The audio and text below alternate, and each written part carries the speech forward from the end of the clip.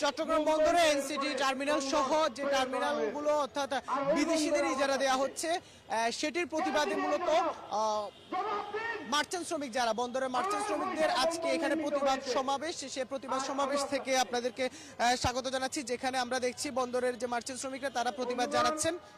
তারা বলছেন যে আসলে বন্দর একটি লাভজনক প্রতিষ্ঠান, সেই জায়গায় সেই লাভজনক প্রতিষ্ঠান বিদেশিদের কেন ইজারা দেওয়া হবে সেটির প্রতিবাদ তারা জানাচ্ছেন এবং সরকারি এই সিদ্ধান্তের প্রতিবাদ তারা জানাচ্ছেন। এখানে তারা শ্রমিকরা কয়েকশো শ্রমিক জড়ো হয়েছেন। তারা বলছেন তারা কোনোভাবেই সরকারের এই সিদ্ধান্ত মানবেন না। আমরা শ্রমিকদের এবং শ্রমিক নেতাদের যে বক্তব্য সে বক্তব্য তাদের মুখ থেকে মূলত জানার চেষ্টা করব আসলে কি জন্য তারা আজকের এই যে তাদের সমাবেশ প্রতিবাদ সমাবেশ সেটি করছেন, তাদের যুক্তি কি। আচ্ছা, আজকে আপনাদের এই প্রতিবাদ সমাবেশ মূলত কি জন্য? বন্দর বিদেশিদের হাতে দিতেছে এই জন্য আর কি, যে আমরা হাজার হাজার শ্রমিক আছি, আমরা বেকার, আমাদের কাজ কাম নাই, আমাদের কাজ ডিপুতে চলে গেছে, এখন 17 আইটেম কাজ বাইরে চলে গেছে। আমরা এখন মাসে 2 দিন 3 দিন ডিউটি করি। এখন আমাদের সর্বপরিবার নিয়ে আমরা আমাদের ফ্যামিলি নিয়ে চলাফেরা অনেক কষ্ট। এখন তারপর আবার বন্দর বিদেশিদের হাতে দিতেছে। আমাদের বন্দর, আমাদের টাকা অর্থায়নে বন্দর করা, সেই বন্দর কেন বিদেশিদের হাতে দিবে? এই জন্য আমাদের আন্দোলন করা আর কি। যদি একটু জানতে চাই আসলে কি যুক্তি আপনাদের, মানে 11 দফা দাবি বলছেন, যুক্তি কি আসলে, কোন যুক্তিতে বলছেন যে আসলে এটি আসলে সরকারের ভুল সিদ্ধান্ত আপনারা দাবি করছেন? আমরা এটা দাবি করি আমাদের চাকরি আমাদের জায়গায় বহাল থাকুক, আমরা সমস্যাকে অন্তর্ভুক্ত শ্রমিক, কিন্তু আমাদের চাকরির আঘাত আমরা এটা চাই না। আর আমরা কখনো চাই না আমাদের বাংলাদেশের বন্দর আমরা কখনো বিদেশের হাতে দেওয়ার জন্য। আমাদের বাংলাদেশে তার চেয়ে ভালো ভালো প্রতিষ্ঠিত ব্যবসা বাণিজ্যকেরা আছে, তাদের মাধ্যমে আমাদের বন্দর যেভাবে আগে পরিচালনা হয়ে আসছে আমরা এভাবে চাই যে আমাদের বন্দর পরিচালনা হোক। আমরা চাই না যে কখনো বিদেশ আমাদের ভাষাটা ফিসিডি বন্দরের বাইরে দিয়েছে। আমরা দেখতেছি ওই জায়গায় গেলে আমরা সমস্যা অন্তর্ভুক্ত শ্রমিক, ওই জায়গায় গেলে আমরা লাঞ্ছিত হতে হয়। তো আমরা চাই না কখনো আমাদের বন্দর আমরা বিদেশিদের হাতে দেওয়ার জন্য। আমরা এটা চাই যে আমরা বাংলাদেশি শ্রমিক বাংলাদেশি কোম্পানির হাতে থাক, আমরা ঠিকমতো চলতে পারি, ঠিকমতো রাখতে পারি, ঠিকমতো কামাই রোজগার করতে পারি, এটাই আমাদের দাবি। একটু যদি জানতে চাই আসলে বন্দর বিদেশিদের দেয়া যে সিদ্ধান্ত সরকারি, সেটিতে সরকার আপনারা কি মনে করছেন, সরকার কি সেই সিদ্ধান্ত বাস্তবায়ন করবেই বা সেক্ষেত্রে আপনাদের ভূমিকা কি থাকবে? আমাদের ভূমিকা একটাই, আমাদের ভাত কাপড় বোটা ভাতের প্রয়োজন। আমরা কাজ করি এখানে বন্দরে চাকরি করে বাল বাচ্চা বাঁচাই, নিজের জীবন যাপন করি। আজকে যদি বিদেশের হাতে দেয়, ও যদি আমাদেরকে ছাঁটাই করে দেয়, আমরা কোথায় যাব, কোথায় খাবো? আমরা তো রোহিঙ্গার চেয়ে আর খারাপ হয়ে যাব। আমরা পরিশ্রম করি বন্দরে, এই বন্দর উন্নয়ন করছি, বন্দরের আভ্যন্তরে যা আছে সবকিছু আমাদের শ্রমিকের দ্বারা হচ্ছে। এখন যদি এই বন্দর যদি বিদেশের হাতে দিয়ে দেয়, এই বিদেশি যদি আমাদেরকে লাত্তি মেরে ফেলা যায়, আমরা কোথায় যাব? আমরা চাই যে সরকার তো বলছে যে আসলে বিদেশিদের দেওয়া হলেও কোনো শ্রমিক ছাঁটাই হবে না। না, সমস্যা হতে পারে। এটা সিকিউরিটি নিবে কে? এই সিকিউরিটি নিবে কে? আমাদের বন্দরে যে আমরা কাজ করে খাই, পরিশ্রম করতেছি, সরকারকে এই সিকিউরিটি নিবে? সরকার যদি অন্য লোকের হাতে দিয়ে দেয়, আমাদের কালকে যদি বলে তোমরা আউট হয়ে যাও, আমরা কি করবো? আমাদের বাল বাচ্চা কি করবো?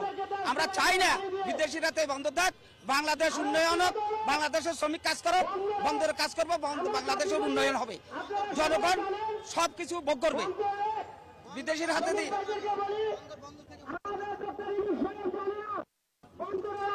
আমরা শ্রমিকদের যে বক্তব্য সেটি আসলে শুনছিলাম। আমরা আরো শ্রমিকদের সাথে কথা বলবো। শ্রমিক নেতারা প্রতিবাদ সমাবেশে তারা বক্তব্য রাখছেন, তাদের বক্তব্য শুনবো। আসলে তারা তাদের আজকে 11 দফা দাবি তারা করছেন। সে 11 দফা দাবি যদি আমি একটু পড়ে শোনাই, তাদের যে ব্যানার, সে ব্যানারে তারা যেমনটি দিয়েছে, পতিত স্বৈরাচারী সরকারের ধারাবাহিকতায় বর্তমান অন্তর্বর্তীকালীন সরকারও লাভজনক এনসিটি ও সিসিটি সহ বন্দরের বিভিন্ন স্থাপনা ইজারা দেওয়া বন্ধ, রাষ্ট্রীয় ব্যবস্থাপনায় বন্দরের কার্যক্রম পরিচালনা, বন্দর থেকে বিভিন্ন পণ্য প্রাইভেট ডিপোতে নেওয়া বন্ধ করে মার্চেন্ট শ্রমিকদের বেকারত্ব দূর করা, পতেঙ্গা কন্টেইনার টার্মিনালে বন্দরের শ্রম শাখার অন্তর্ভুক্ত মার্চেন্ট শ্রমিকদের নিয়োগ, বন্দর নিয়ে বর্তমান সরকার ও দেশ বিদেশি সকল চক্রান্ত দলমত নির্বিশেষে প্রতিহত করা, বার্থ ও টার্মিনাল অপারেটরের অধীনে নিয়োজিত বন্দরে দীর্ঘদিন যাবৎ কর্মরত মার্চেন্ট শ্রমিকদেরকে বন্দরের শ্রম শাখায় অন্তর্ভুক্ত করা, আইএলও কনভেনশন 87 ও 98 অনুযায়ী অবাধ ট্রেড ইউনিয়ন করার অধিকার নিশ্চিত করা সহ এই যে 11 দফা, সে 11 দফা দাবিতে এই যে বন্দরে আজকে মার্চেন্ট শ্রমিক সংগ্রাম পরিষদের উদ্যোগে আগ্রাবাদ মোড়ে মূলত এই যে সমাবেশ সেটি অনুষ্ঠিত হচ্ছে। আমরা আরো যারা এখানে নেতারা আছেন তাদের সাথে একটু কথা বলবো, নেতৃবৃন্দের সাথে আমরা তাদের কাছ থেকে একটু জানার চেষ্টা করব। আপনারা বলছেন বন্দর বিদেশিদের দেওয়ার প্রতিবাদে 11 দফা দাবিতে, সেক্ষেত্রে সরকার তো বলছে আপনাদের কোনো ছাঁটাই করা হবে না, সব সুযোগ সুবিধা দেওয়া হবে। এই জায়গায় আপনাদের আসলে সংশয়ের জায়গা কোথায়? কেন নিজেদেরকে নিরাপত্তাহীন মনে করছেন? বন্দর কেন বিদেশিদেরকে দেবে? অত্যাধুনিক একটা বন্দর এনসিডি, এটা বন্দরের শ্রমিক কর্মচারী পরিচালনা করে এবং বর্তমানে নৌবাহিনী পরিচালনা করতেছে। এটা বন্দরের সক্ষমতা সবকিছু আছে, এটা বিদেশিদের যাওয়ার কোনো চিন্তা ভাবনা করার কোনো পরিকল্পনা নাই। এবং আপনারা পত্রিকা দেখেছেন, আমার দেশ পত্রিকায় লিখেছে যে বিদেশিরা বন্দর চালাবে, কমিশন যাবে শেখ হাসিনার, সালমান এফ রহমান, তারপরে সাবের হোসেন চৌধুরীর কাছে। তাদের এই এজেন্ডা বাস্তবায়ন করার জন্য আজকে এই সরকার মরিয়া হয়ে গেছে। এনসিটি কোনো অবস্থাতে বিদেশিদের কাছে দেওয়া যাবে না। এটা যদি দেওয়া হয় চট্টগ্রামের হরতাল অবরোধ সহ সব কিছু কর্মসূচি দেওয়া হবে।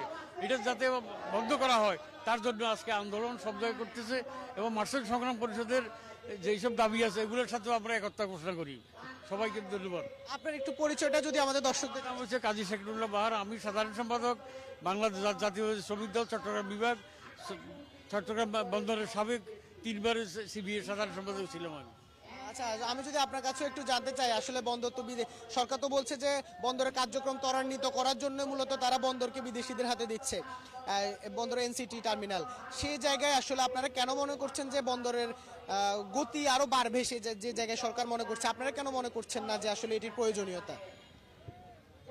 ধন্যবাদ।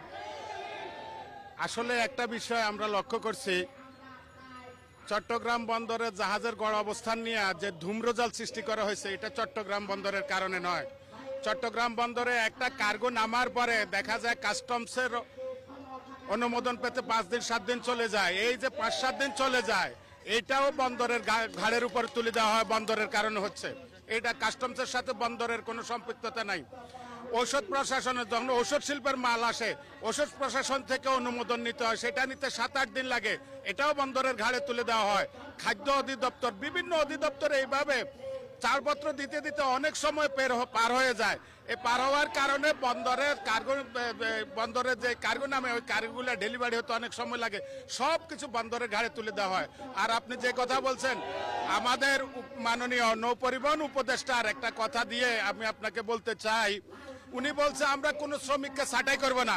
একটু আগে একজন বক্তা যে বক্তব্য দিয়েছে, আগে 7 দিনে 7 দিন কাজ করছে, এখন আমাদের বাথ অপারেটরে যে সমস্ত মার্চেন্ট শ্রমিক আছে তারা 15 দিনে 2 দিন কাজ করতে পারতেছে না। তাহলে আপনি তো ছাঁটাই করা লাগবে না, আমি না খেতে পাওয়ার পরিপ্রেক্ষিতে এমনি এখান থেকে চলে যাব। যার কারণে ওনারা ওই পরিকল্পনা নিয়ে আগাচ্ছে যে বন্দরটা বিদেশিদেরকে দিবে, আর ওনারা এখন কমিশন বাণিজ্য করে যাচ্ছে, আর আওয়ামী লীগের পকেটে কমিশনটা যাবে। আর আমাদেরকে তো এখানে ট্রেন আপ করে কোনো কাজ করার জন্য স্কিল করে গড়ে তোলা হয় নাই।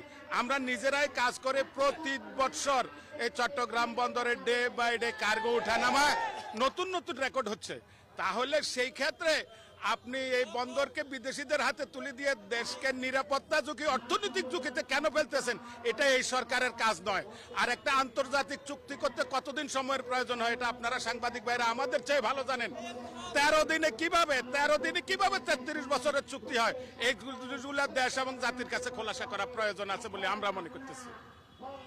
আমরা যদি জানতে চাই যে আসলে বলা হচ্ছে যে আওয়ামী লীগের পকেটে টাকা যাবে, এই বিষয়টি আসলে আপনারা কেন মনে করছেন? এটা মনে করার যথেষ্ট যুক্তি আছে। আপনারা দেখেছেন লাল দিয়ার চর চুক্তি হয়েছে এবি মুলারের সাথে, কিন্তু বাংলাদেশে এজেন্ট কে? শেখ হাসিনার ফুফাতো বোনের ছেলে। আপনি যদি পানগা টার্মিনালে চুক্তি দেখেন, ওটা বাংলাদেশে এজেন্ট কে? সাবের হোসেন চৌধুরী। আজকে এনসিটি যেটা ডিপওয়ালকে দিতে চাচ্ছে, তার বাংলাদেশি এজেন্টকে, সেও সাবের হোসেন চৌধুরী। তাহলে এটা আওয়ামী লীগের পকেটে যাবে না তো কার পকেটে যাবে? আমরা যেটা মনে করি, চট্টগ্রাম বন্দর